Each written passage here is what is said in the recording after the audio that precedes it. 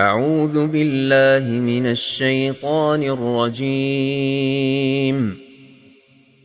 بسم الله الرحمن الرحيم. ألف لام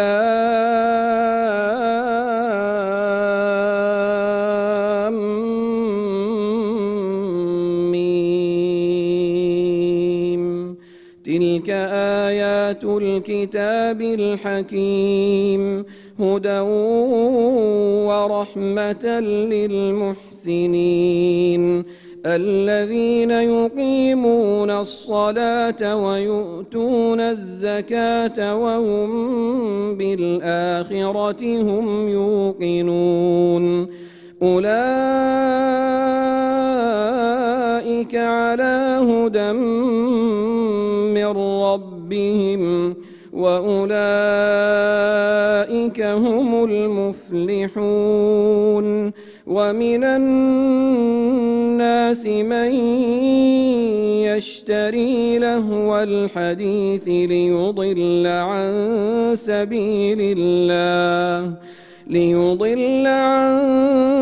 سبيل الله بغير علم ويتخذها هزوا. أولئك لهم عذاب مهين. وإذا تتلى عليه آياتنا ولى مستكبرا كأن لم يسمعها كأن في أذنيه وقرا. فبشره بعذاب أليم. إن الذين آمنوا وعملوا الصالحات لهم جنات النعيم خالدين فيها وعد الله حقا وهو العزيز الحكيم.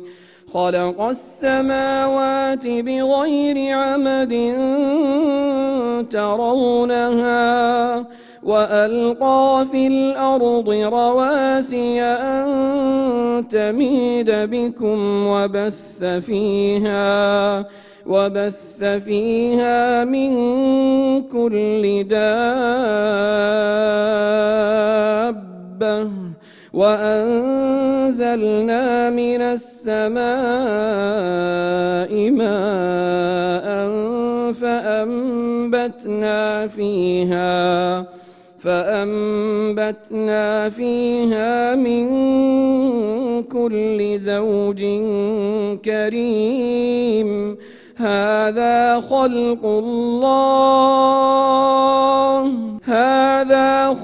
الله فأروني ماذا خلق الذين من دونه بل الظالمون في ضلال